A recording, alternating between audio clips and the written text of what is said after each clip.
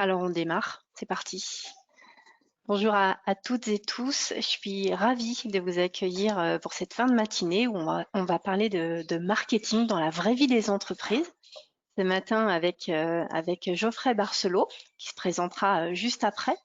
Avant tout, je voulais vous rappeler que chaque semaine, la CCI, elle vous donne rendez-vous pour un programme de webinaires qui sont conçus et sélectionnés pour vous, dirigeants d'entreprise, managers, salariés. L'objectif, c'est vraiment de vous accompagner dans cette situation de crise et puis dans le maintien également de votre activité en proposant des solutions concrètes face à vos besoins, des thématiques qui sont utiles dès à présent. Donc voilà, on essaie de mettre en application très rapidement. On vous met en relation bien sûr avec un expert avec lequel vous pourrez, à l'issue de ce webinaire, poser toutes vos questions. On prendra un petit temps, ce que je vous propose, on va dérouler l'ensemble de ce webinaire et puis à la fin, moi je vais recenser toutes les questions et je serai votre porte-parole et je poserai toutes les questions à Geoffrey. Avant tout, je voulais me présenter. Donc je suis Alexandra Charmois, je suis en charge de l'événementiel à la CCI. Je suis notamment sur les réseaux sociaux et particulièrement sur LinkedIn. Donc, si vous souhaitez partager votre actualité avec moi, n'hésitez pas à vous connecter. J'accepterai volontiers cette mise en relation. Je voulais également vous rappeler que dans ce contexte, les collaborateurs de la CCI restent mobilisés pour vous orienter vers les dispositifs existants. Donc n'hésitez pas, il y a une cellule d'appui aux entreprises qui est disponible, qui peut vous répondre au 04 50 33 72 99 et au mail. Donc si vous avez la moindre question sur un dispositif ou une aide autre, n'hésitez pas à contacter les collaborateurs de la CCI. Je voulais également, avant qu'on ne démarre, vous rappeler que vous pouvez télécharger le PowerPoint qui se trouve dans Documents à distribuer. Voilà, donc vous avez d'ores et déjà le PowerPoint de ce webinaire. Et puis, eh bien, on va démarrer. Je vais laisser directement la main à Geoffrey Barcelot qui va se présenter pour cette matinée dédiée au marketing. Alors, Geoffrey, hop, je vous laisse la main et c'est parti. Ça marche, merci beaucoup. Bonjour, bonjour à tous. Je suis très content d'être là parce que ça fait quelques temps maintenant que j'ai lancé mon agence, ça s'appelle Limonade Lab, qui est une agence conseil marketing pour les TPE et PME. Parce que je suis parti d'un constat très simple qui est de dire que beaucoup d'entreprises, beaucoup de PME, beaucoup de TPE se retrouvent à travailler mais ont une vision un petit peu floue de ce qu'est le marketing et de ce que ça peut leur apporter. Alors le marketing, on est bien loin, en tout cas dans le fondement du marketing, le marketing stratégique dont on va parler aujourd'hui, on est bien loin de la conception uniquement communicante du marketing et c'est justement là le fond des choses qu'on va essayer un petit peu de développer aujourd'hui pour vous permettre de percevoir un petit peu mieux ce qu'est le marketing et ce que ça peut apporter à vos entreprises de manière générale. Si vous avez besoin de me contacter, donc vous avez mes coordonnées qui s'affichent là à l'écran. Je ne sais pas si c'est tout bon en termes de liaison et pour l'écran. Si vous avez tout qui s'affiche, Alexandra, peut-être Oui, vous pouvez me c'est tout confirmer bon, ça. c'est parfait. Super, parfait. Parfait. Donc voilà, donc vous avez les coordonnées. Donc effectivement, donc chez Limonade Lab, donc on est spécialisé et je suis spécialisé en audit marketing, conseil stratégique et pilotage opérationnel, donc sous la forme notamment de responsabilité marketing externalisée. Et c'est souvent un outil qui est plutôt très intéressant pour les PME. Et c'est là-dessus que je base en tout cas toute mon activité pour les entreprises. Maintenant, si on va un petit peu plus loin, les objectifs de cette présentation sont, alors je ne vais pas faire de vous aujourd'hui des marketeurs purs et durs, c'est une certitude.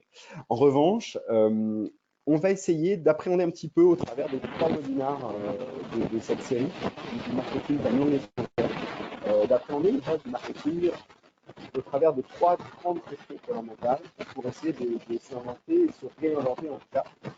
Parce qu'en phase de crise, en phase un petit peu plus calme, comme c'est le cas un peu pour chacun de nous, c'est intéressant de se poser et de se poser les bonnes questions pour pouvoir réaccélérer à partir du moment où on va pouvoir retravailler, pouvoir redévelopper son business.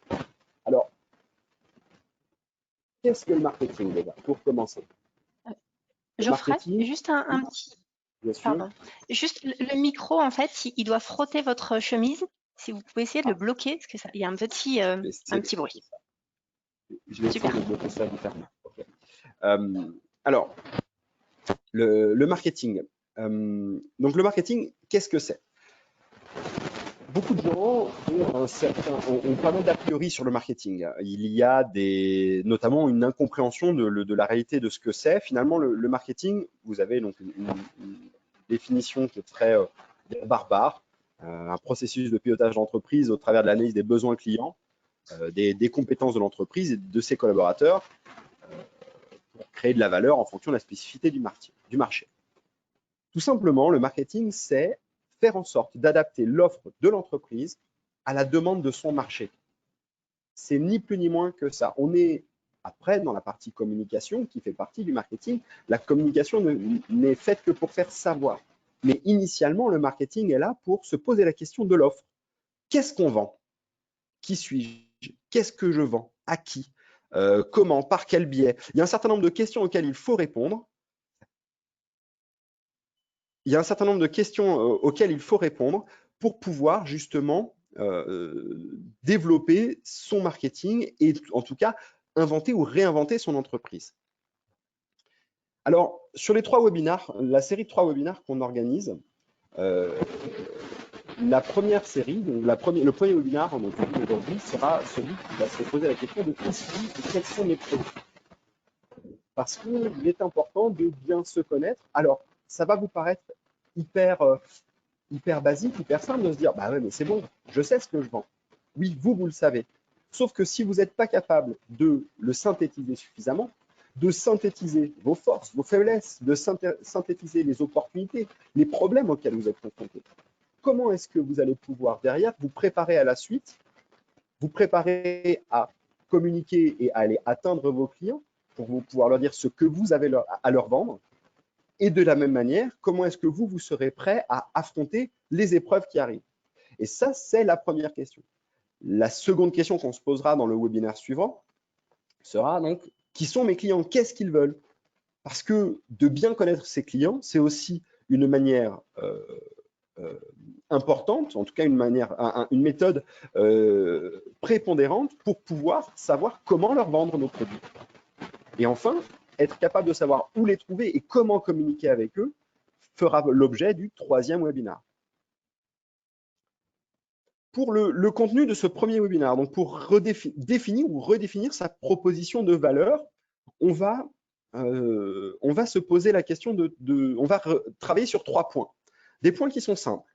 Faire son propre audit marketing pour impulser la réflexion. Son propre audit marketing, très simplement, de savoir quelles sont nos forces, nos faiblesses, les opportunités, les menaces, toutes ces choses-là. On parlera de matrices qui sont très simples pour ceux qui ont fait un petit peu de marketing dans leur vie. Ce sont des matrices qui sont la matrice SWOT, les 4P pour le marketing mix. Ce sont des matrices qui sont extrêmement simples, qui sont extrêmement basiques pour un marketeur. En revanche, ce sont des passages obligés pour mieux se comprendre, pour avoir un vrai point de départ avec ses équipes pour retravailler son marketing. On parlera également du positionnement du produit ou service, donc pour redéfinir définir ou redéfinir son positionnement produit. C'est important de connaître un petit peu ce qui se passe, ce qui fait notre force dans l'esprit de nos clients et pour, de fait, mieux comprendre son positionnement de marché et redéfinir ses perspectives. Est-ce que c'est mieux comme ça, le micro, Alexandra? Oui, oui, c'est bien mieux. Parfait, super. Alors, comme je vous ai dit, finalement, quand on est marketeur, parfois, on va se baser, en tout cas, c'est comme ça que je travaille avec un certain nombre de mes clients, parce que ça nous permet, ces 2 outils, le SWOT et le 4P du marketing, et les 4P du marketing mix, qui sont des outils qui sont très vieux dans le marketing. On ne réinvente pas la roue ici. En revanche, ce sont des outils qui sont très simples, qui permettent à chaque entrepreneur, chaque manager, chaque dirigeant de mieux comprendre son business. Et si ce n'est pas lui qui le comprend mieux, en tout cas, de mieux comprendre avec ses équipes le point de départ de l'ensemble de la réflexion. Ça permet vraiment de synthétiser l'ensemble des choses. Prenons un exemple. Si on prend la matrice SWOT pour Limonade Lab, mon entreprise, les forces de mon entreprise, l'expertise des TPE-PME, évidemment, l'état d'esprit Limonade Lab qui est un petit peu différent, justement, d'accompagner les entrepreneurs plus que de leur donner des solutions standardisées. La flexibilité du principe freelance et d'avoir cette double compétence en marketing communication. Et enfin, d'avoir un réseau de partenaires important. Les forces de Limonade Lab. Les faiblesses de Limonade Lab. Évidemment, on n'a pas de don d'ubiquité. Ce qui veut dire que quand on est occupé à une tâche un jour, on n'a pas la capacité de s'occuper d'autres clients. C'est tout simplement, mais c'est très simple, mais ça fait partie des faiblesses qui font qu'il faut que nous soyons vigilants sur la prise de commande. De même, comme il n'y a pas de solution standardisée, comme chaque entreprise est extrêmement différente et qu'on est obligé d'apporter une solution sur mesure à chaque fois, ça peut être compliqué de faire percevoir le produit, de faire comprendre à l'entrepreneur quel est le produit qu'on lui vend. En revanche, il existe plein d'autres opportunités. On va se poser la question, et les opportunités, elles, ne concernent pas uniquement Limonade Lab, mais l'ensemble des acteurs sur le même marché, l'ensemble des concurrents de Limonade Lab. C'est-à-dire, il y a une demande grandissante de ce genre d'expertise en marketing pour les entrepreneurs. La reconnaissance de plus en plus importante du métier de freelance. Et aujourd'hui, même si c'est encore quelque chose qui est que peu utilisé, on le voit dans les menaces sur des thématiques stratégiques, le freelance est un outil qui est de plus en plus utilisé dans le business contemporain. De même, on a l'avantage d'être dans un écosystème, en tout cas en Haute-Savoie, qui est extrêmement bouillonnant, où il y a énormément d'activités, et on le voit avec la CCI Haute-Savoie et Alexandra qui déborde d'idées et qui essaye de toujours trouver des solutions pour aider les entreprises de la Haute-Savoie. Et ça, c'est quelque chose qui est hyper intéressant, en tout cas pour nous entrepreneurs, nous tous, de manière générale. Et puis, effectivement, les opportunités des nouveaux réseaux virtuels ou physiques. LinkedIn, entre autres, on peut s'y retrouver si vous le souhaitez, et je vous invite grandement à m'ajouter sur LinkedIn. Et puis enfin, les menaces. À quoi je suis confronté en tant qu'entrepreneur? Alors effectivement, ce que je vous ai dit juste avant, le fait que l'utilisation des freelances pour des problématiques stratégiques est encore quelque chose qui est un petit peu particulier, parce qu'il y a une nécessité dans les thématiques stratégiques de confiance importante avec les entrepreneurs. Et on verra après les potentielles réponses qu'on va pouvoir sortir de cette analyse SWOT. Et enfin, la crainte de non-maîtrise des coûts, parce qu'évidemment, le principe du freelance est aujourd'hui qui n'est pas suffisamment commun pour les entrepreneurs. Les entrepreneurs peuvent se dire, ouais, mais j'appelle un freelance, qu'est-ce que ça va me coûter? Et on l'a dit un petit peu plus tôt, c'est comme il n'y a pas de solution standardisée, les coûts fixes sont pas forcément évidents à évoquer. C'est pour ça que on répondra de manière un petit peu différente dans la tarification. Une fois qu'on a fait notre SWOT, on est sur une matrice qui est très basique. Qu'est-ce que ça soulève? Les questions qui sont soulevées par le SWOT dont on a parlé. Il n'y a pas de solution standardisée, donc forcément, il n'y a pas d'offre standard. Le freelance en marketing stratégique, ce n'est pas un freelance exé. J'ai beaucoup de respect pour nos amis exécutants, mais effectivement, mon métier n'est pas de produire des choses selon un cahier des charges. Donc forcément, c'est un petit peu différent, c'est différent de travailler avec un entrepreneur à un niveau stratégique. Et puis, de fait, il y a un besoin de créer une relation de confiance. C'est vraiment soulevé par le SWOT qu'on a fait. On est sur un SWOT qui est extrêmement simple. Les réponses. Comment est-ce qu'on répond à ces problématiques qui ont été soulevées par le SWOT qu'on a fait pour Limonade Lab?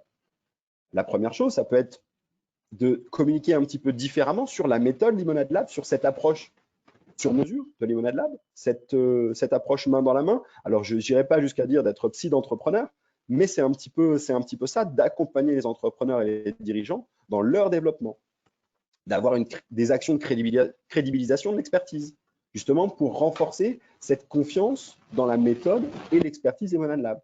Et enfin, évidemment, de pouvoir garantir la confidentialité aux entrepreneurs avec lesquels je travaille et même les prospects avec lesquels je travaille. C'est une évidence. Donc, avec une matrice simple, le SWOT, qui est une matrice basique, SWOT qui signifie, alors je ne l'ai pas dit, je supposais que c'était ça, mais les strengths, weaknesses, opportunities and threats. Donc les forces, les faiblesses, les opportunités et les menaces qui sont soulevées. Une fois qu'on a fait notre analyse, on sait à peu près où on en est dans notre marché. Alors c'est une analyse simple qui est plutôt synthétique ici, mais ça nous permet de nous positionner un petit peu mieux dans notre marché et de percevoir un petit peu mieux les grandes problématiques de notre entreprise ou en tout cas de notre produit. Parce que ça peut être fait sur une entreprise, ça peut être fait sur un produit, ça peut être effectué sur un service. Donc la matrice SWOT est quand même suffisamment polyvalente pour pouvoir réfléchir sur un marché spécifique. À côté de ça, une deuxième matrice qu'il faut qu'on évoque est la matrice, donc le marketing mix, donc les 4 P du marketing mix. C'est pareil, c'est une matrice qui est, en tout cas, c'est une conception qui est ancienne du marketing. Il n'y a rien de neuf là-dedans. En revanche, avec cette matrice-là, on a la capacité à réfléchir un peu plus spécifiquement, un peu moins sur l'activité et encore sur l'entreprise, mais sur les produits et services, de se positionner et de savoir exactement ce que l'on fait avec tel ou tel produit de manière synthétique. Les 4 P qui représentent le prix, le produit, le lieu, donc place, et la promotion, donc ça va être dans le sens communication, distribution, avec le place. Qu'est-ce qu'on va essayer ici de souligner avec nos 4 P du marketing mix pour notre entreprise?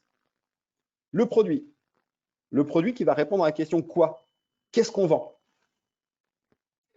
Et je reviens là-dessus, mais on est dans une thématique aujourd'hui, quand on parle des pitchs, pitchez-vous, pitchez votre entreprise, pitchez votre concept. Ça doit vous parler, ça, si vous êtes un petit peu dans l'écosystème entrepreneurial, pitchez quelque chose. C'est compliqué de pitcher très, très rapidement. Mais on est exactement dans cette thématique-là. Être capable de dire très rapidement à nos clients ce qu'on peut leur vendre ou leur apporter. Ça, c'est une thématique très importante du marketing mix qui est souvent laissée de côté. Combien, évidemment, à quel prix on le vend, ou en tout cas, quelle est notre méthode de tarification. Si on le pense, si on revient sur Lemonade Lab, c'est exactement de dire, soit on a généralement, on fonctionne au forfait, c'est-à-dire qu'on a une tâche qui est décidée, qui est devisée en amont et on fait un forfait et peu importe le temps qui sera pris pour le faire. Soit on a du créditant qui est acheté, on sait que tous les mois on va avoir besoin de 2 jours de travail, et bien il y a du créditant qui est facturé tous les mois et on les utilise comme on le souhaite. Ou enfin, après, ça peut être avec une relation de confiance un peu plus long terme, on peut avoir une facturation journalière à la tâche en fonction de ce qui est décidé. Mais ça fait partie de quelle est notre politique des prix. Et si on n'est pas capable d'avoir une politique des prix un peu claire, ça peut poser des problèmes. Sur le même principe, ou comment est-ce qu'on distribue nos produits et par quels canaux? Aujourd'hui, il y a des thématiques importantes. Vous avez tous en tout cas, je suppose que vous avez tous une force de vente pour vos entreprises. Mais votre force de vente, elle travaille comment? Avec une boutique à pignon sur rue? Elle travaille en faisant du phoning? Elle travaille en faisant du social selling sur les réseaux sociaux? Ou du modern selling, pour reprendre les termes de notre ami Romain Créma? Qu'est-ce qu'elle fait? Et c'est justement ça. Comment est-ce qu'on distribue? Est-ce que vous avez des agents commerciaux qui le font? Comment est-ce qu'on distribue? Quels sont nos canaux? De pouvoir définir ça, ça nous permet aussi de nous poser la question de comment est-ce que nos clients accèdent à nos produits? Et on y reviendra dans le webinaire suivant, mais l'accès au produit pour le client et cette proximité, la mise à disposition du produit pour le client, est tout sauf anodine. Et c'est une question très importante qu'il faut se poser. Et enfin, la notion du comment. Comment est-ce qu'on fait savoir et comment on se facilite les ventes? C'est la question qui est intégrée dans la notion de promotion. Promotion, ça peut être une promotion tarifaire. Hein. On peut se dire que la semaine prochaine, vous avez moins 50% sur telle et telle prestation. Voilà, ça c'est une promotion. En revanche, c'est aussi comment on le fait savoir. Aujourd'hui, on a pu communiquer sur l'arrivée du webinar avec Alexandra en utilisant les réseaux sociaux notamment. Cette notion de promotion, comment on fait savoir que mon produit est disponible ou en tout cas mon produit correspond peut-être à vos attentes. On a un certain nombre d'outils qui le font, on a un certain nombre de stratégies, des stratégies inbound, outbound, donc il y a plein de choses qu'on pourra évoquer dans les webinaires suivants, mais ça fait partie des des points importants du marketing mix qu'il faut prendre en considération pour savoir ce que l'on vend. Parce qu'une fois finalement qu'on s'est posé la question de l'ensemble des, de quelles sont nos forces, quelles sont nos faiblesses. Puis finalement, dans mon marché, qu'est-ce qui se passe dans mon marché? Est-ce qu'il y a des opportunités importantes? Est-ce qu'il y a des menaces importantes? Est-ce qu'il y a des problématiques auxquelles mon marché est confronté? Et puis finalement, qu'est-ce que moi je vends? Qui suis-je? Qu'est-ce que je vends? Quand on a réussi à se poser la question, donc justement sur les 4 P. On a réussi à synthétiser tout ça. Et bien là, ça va nous permettre de réfléchir un petit peu mieux à notre positionnement de marché. Parce que notre positionnement de marché, ce n'est pas forcément ce que nous, on va décider. Le positionnement, c'est ce que le produit représente dans l'esprit du prospect. Vous connaissez votre produit. Vous savez ce que vous vendez, votre produit ou votre service. Vous connaissez vos forces, vous connaissez vos faiblesses. Mais demain, si on parle de 2 produits concurrents ou de 2 entreprises concurrentes, elles ont un imaginaire, un ADN qui va peut-être parler un peu plus à certains prospects qu'à d'autres. Et du coup, il va falloir, en fonction de cet ADN-là, en fonction de cette connaissance du marché, en fonction de nos forces, nos faiblesses, pouvoir comprendre ce qui fait qu'on est numéro 1 dans l'esprit de nos clients. Et si on comprend pourquoi on est numéro 1 dans l'esprit de nos clients, on sait que ça, c'est la grande force de notre entreprise et c'est la direction dans laquelle on devra, si on le souhaite et si ce n'est pas en total désaccord avec notre stratégie initiale, hein, parce qu'après, ça peut être le cas et on réfléchit, et c'est notamment les raisons pour lesquelles Lemonade Lab existe. Mais si les raisons pour lesquelles on est numéro 1 dans l'esprit de nos clients, c'est notre force et c'est ce que l'on souhaite véhiculer comme message et comme image, alors c'est là-dessus qu'on devra travailler. C'est là-dessus qu'on devra communiquer. C'est comme ça qu'on devra présenter nos clients. Mais il faut se poser la question en amont. Parce que dans la globalité de tout ce qu'on s'est raconté là, rapidement, et je vous prie de m'excuser parce qu'effectivement, c'est un webinaire comme ça, on évoque des matrices, des choses que j'ai peut-être pas forcément l'opportunité d'expliquer plus en profondeur. Et c'est tout à fait les possibles justement en échange un peu plus en face à face. Et c'est tout à fait le cœur de métier de Lemonade Lab. Mais c'est de dire comment on se positionne, qui nous sommes, qui suis-je dans la grande thématique de ce webinaire-là. Qui suis-je? Quels sont mes produits? Qu'est-ce qui fait ma force? Qu'est-ce qui fait mes faiblesses? Pour pouvoir réfléchir et trouver des solutions supplémentaires pour accélérer, réaccélérer ou optimiser notre business. Mais c'est notre premier audit. Il faut qu'on réfléchisse à cette évolution-là. Ce que je dis toujours à mes clients et mes prospects, c'est que moi, en tant que consultant marketing, j'ai jamais de solution standard à leur apporter. Parce qu'à un moment donné, il faut être conscient que si aujourd'hui, vous, en tant qu'entrepreneur, en tant que dirigeant, en tant que manager, vous êtes là où vous êtes aujourd'hui, et que vous n'avez pas eu besoin de moi, en tout cas d'un consultant marketing pour ça, c'est que les idées, vous les avez. En revanche, vous allez peut-être avoir besoin de quelqu'un comme moi pour vous permettre de faire ressortir ces idées, les faire ressurgir, les faire émerger et de les développer parce que vous n'avez pas forcément le temps ou pas forcément le recul nécessaire pour les faire émerger. C'est ça qui est important. Mais pour ça, il faut pouvoir se poser et se poser les bonnes questions, d'où ces 3 séminaires qui sont, les 3 webinaires qui sont prévus avec la CCI. Pour les suivants, ce qu'expliquait Alexandra, c'est que le prochain, donc qui aura lieu le 20 mai, on va se poser la question un peu plus sur la compréhension des clients. Comment est-ce qu'on comprend ses clients pour optimiser son business? Quels sont les petits outils, des petites techniques qui nous permettent de mieux comprendre ce qu'attendent nos clients? Alors, les questionnaires, c'est une chose, mais il y a un certain nombre d'infos qui sont hyper intéressantes à récupérer et qui vont nous permettre de pouvoir se positionner un petit peu différemment sur un ciblage, sur une segmentation, ou peut-être même pour trouver d'autres opportunités de clients. Et c'est souvent ce qui se passe avec les clients avec lesquels je travaille, c'est qu'ils ont des compétences, mais qu'ils ne mettent pas forcément en œuvre avec justement l'ensemble des clients potentiels qu'ils pourraient avoir. Donc d'élargir cette zone de chalandise, finalement, ça peut être intéressant en fonction des métiers de chacun. Et puis le webinaire suivant, qui aura lieu le 26 mai, on se posera un petit peu plus la question de, OK, on sait qui nous sommes, on sait ce que nous avons à vendre, on sait qui sont nos clients et ce qu'ils attendent de nous. Maintenant, comment est-ce qu'on fait le lien entre les deux et comment est-ce qu'on va aller toucher ces clients-là? Mais il faut faire la balance entre le recrutement de nouveaux clients, ça c'est une chose, ça prend du temps, ça prend de l'énergie, et la fidélisation de ceux-ci, où il va falloir avoir la capacité à justement, et c'est pas à vous que je l'apprends, quand on fidélise un client, ça coûte moins cher d'aller en chercher un nouveau, et justement d'avoir la capacité à créer des outils, ou en tout cas avoir une méthodologie pour pouvoir balancer un petit peu ces deux et équilibrer tout ça. J'en ai terminé pour ce webinaire-là. J'espère que je n'ai pas été trop vite. Je pense qu'un petit peu si, mais on jugulera ça pour les prochaines fois. Et du coup, je vous remercie de votre attention et j'attends vos questions. Je me reconnecte. Alors, est-ce que vous avez est-ce que ce webinaire a suscité des questions pour vous? Est-ce que c'était clair? Est-ce que vous souhaitez qu'on puisse peut-être développer un point supplémentaire?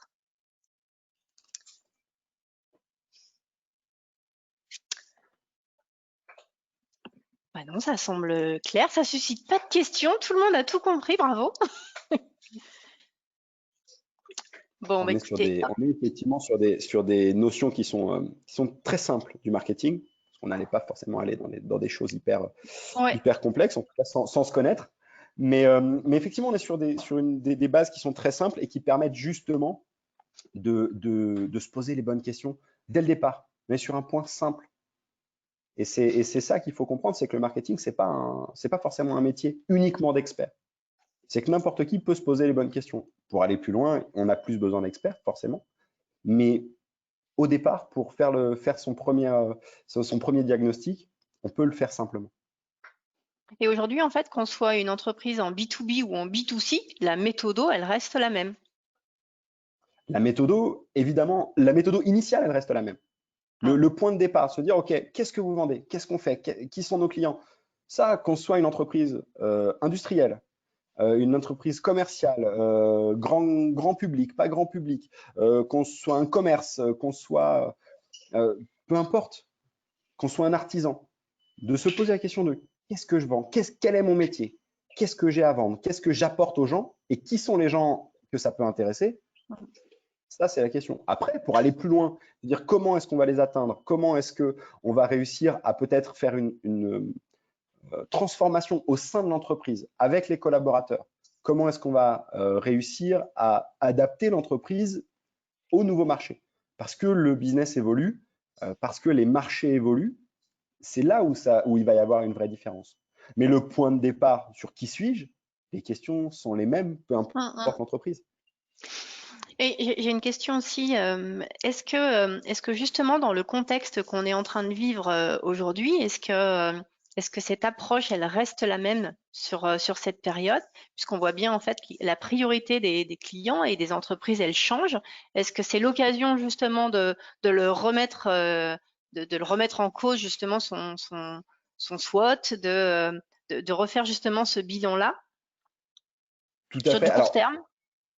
sur du court terme, évidemment, parce qu'il va falloir être capable d'endiguer un petit peu les déperditions, parce qu'on est tout à fait d'accord que la crise aura eu un impact important sur un certain nombre d'entreprises. Donc, Oui. il va falloir endiguer un certain nombre de problématiques à court terme. En revanche, mettre des rustines, c'est pas suffisant.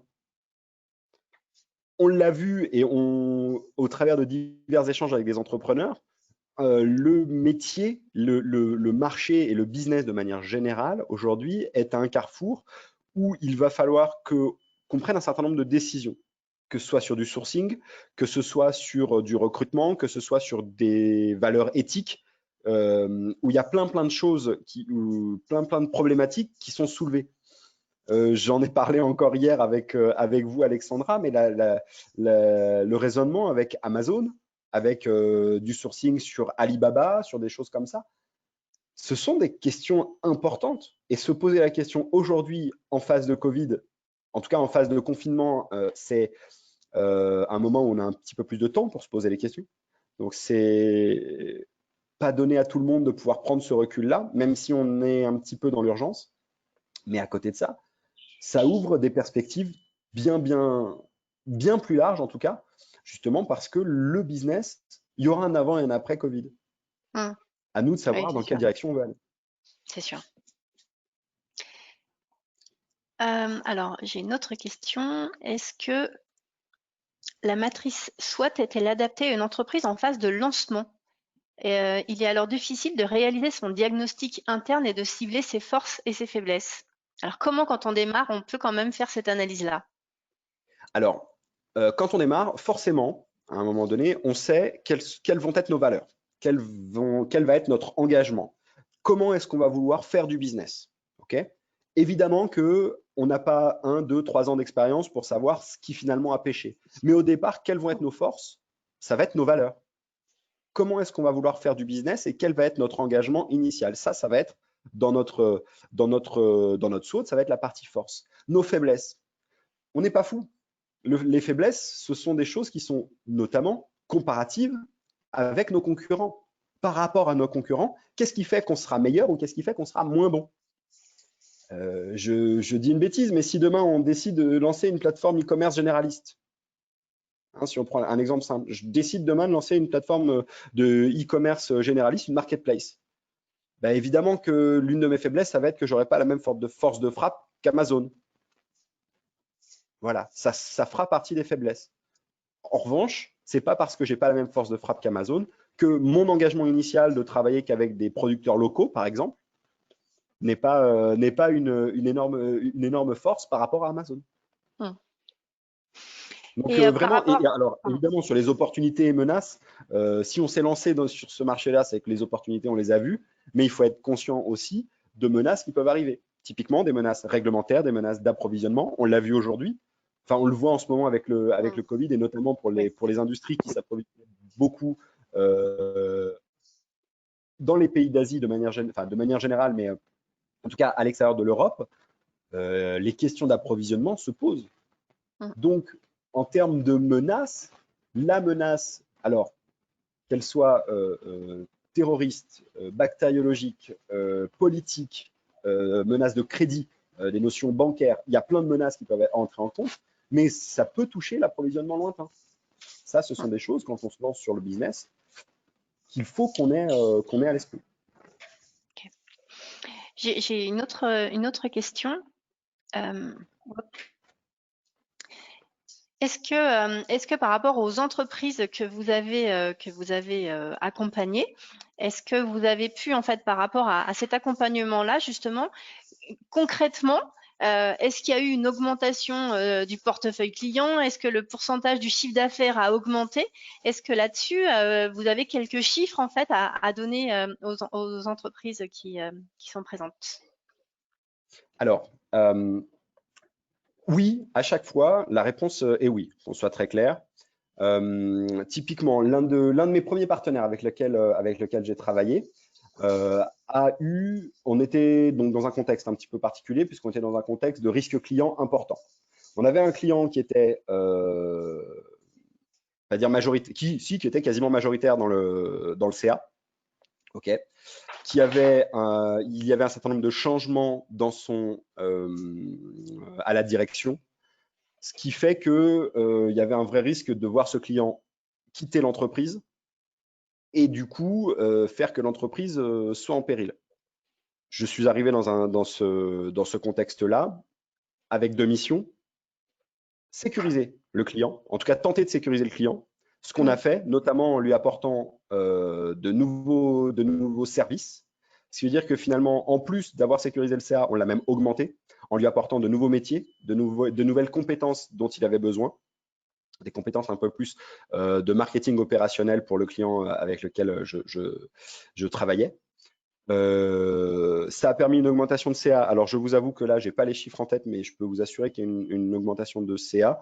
Et puis, de toute manière, les chiffres, je peux pas vous les donner. Je pouvais vous donner éventuellement une part, mais ça, c'est une certitude. Et puis, en plus de ça, ça a permis aussi de réévaluer l'ensemble du portefeuille pour pouvoir fidéliser un certain nombre d'autres clients et réduire la part de CA de cette entreprise-là.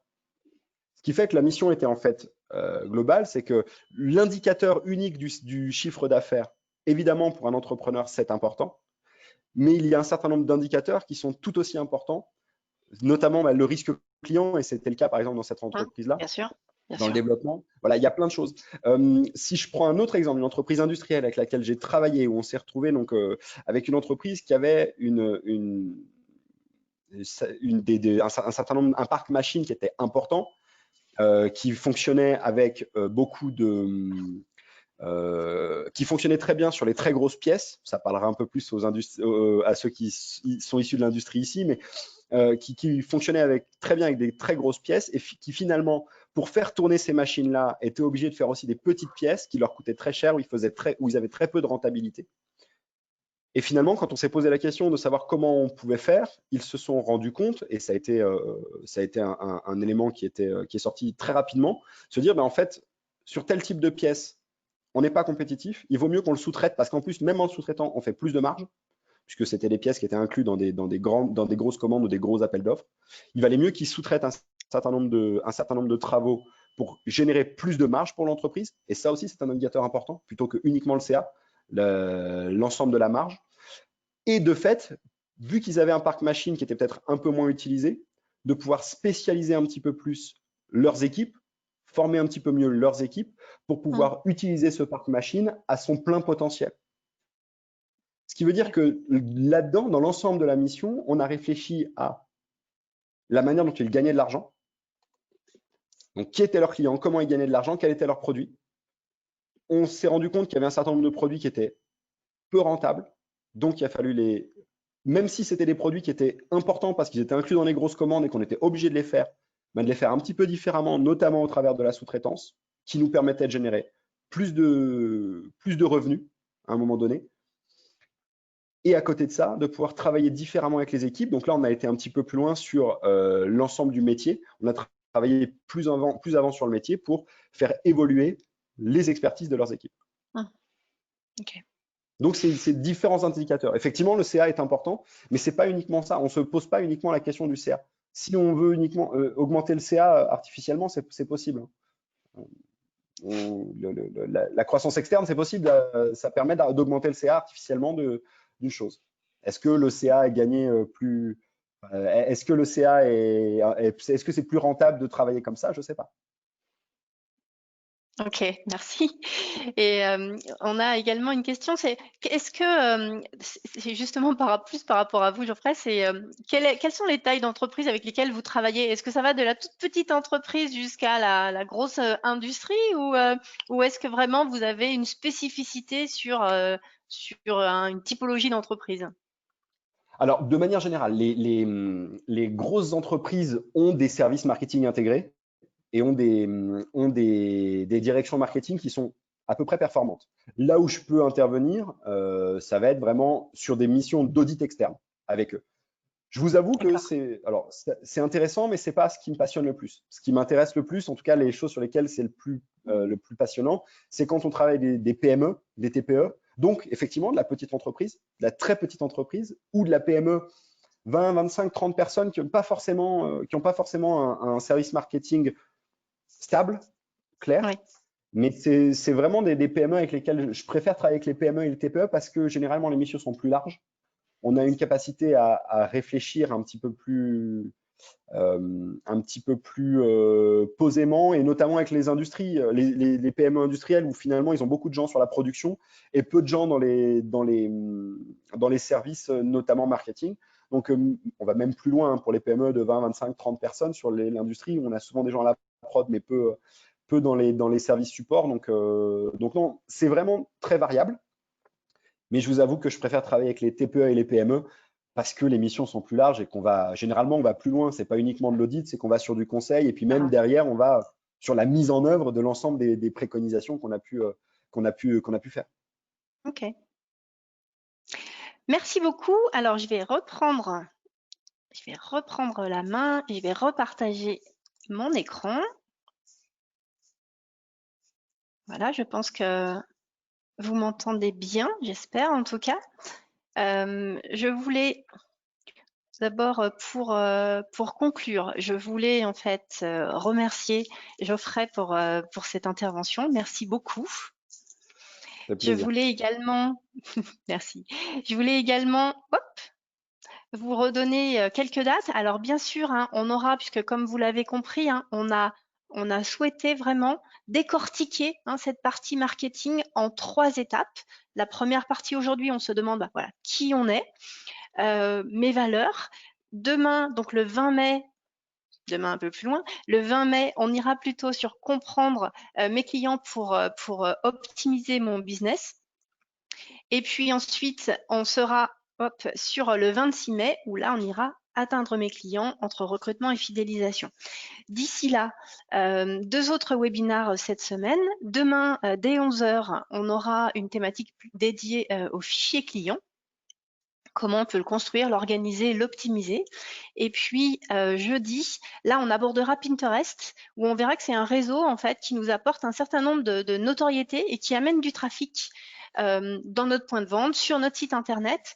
Donc voilà, comment on peut apprendre à découvrir ce nouveau, enfin, en tout cas ce réseau social qui est un peu différent de ceux qu'on a l'habitude de pratiquer. Donc, je vous rappelle également que vous pouvez télécharger le PowerPoint, hein, il est disponible pour vous. Vous pourrez également revoir ce webinaire avec le replay.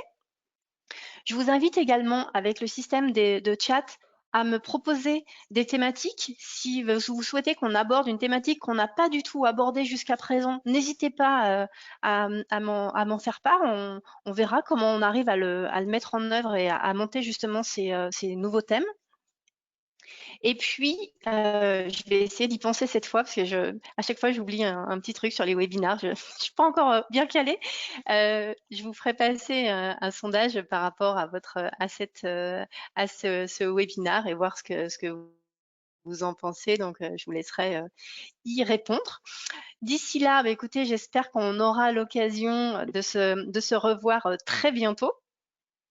Si on ne peut pas se revoir physiquement, bah, écoutez, on aura l'occasion de se revoir dès demain, puisque on aura le prochain webinaire à 11 heures. Vous l'aurez compris, hein, les webinaires sont les mardis, mercredis, jeudis à 11 heures. Donc voilà, c'est le réflexe.